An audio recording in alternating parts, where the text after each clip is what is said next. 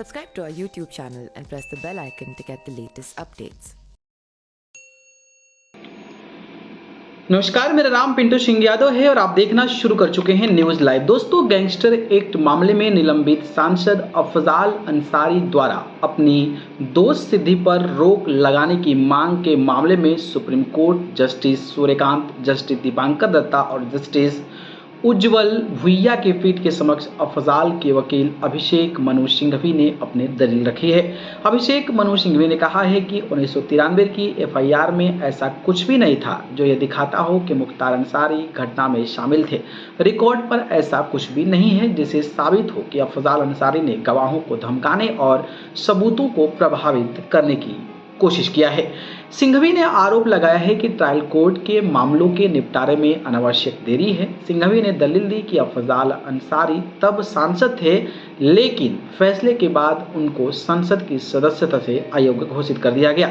अफजाल 3 बार विधायक और 2 बार सांसद रहे हैं। उन्होंने अपने क्षेत्र में विकास और समाज सेवा के कई कार्य किए हैं।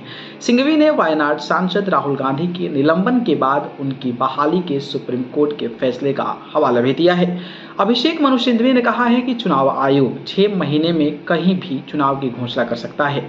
उत्तर प्रदेश सरकार ने अफजाल की याचिका का विरोध करते हुए कहा कि दोष सिद्धि पर ऐसे ही रोक नहीं लगाई जा सकती है, इसके लिए कोई खास वजह होनी चाहिए। अफजाल अंसारी को गैंगस्टर एक्ट में दोषी करार दिया गया था, जिसमें न्यूनतम 2 साल और अधिकतम 10 साल की सजा का प्रावधान है।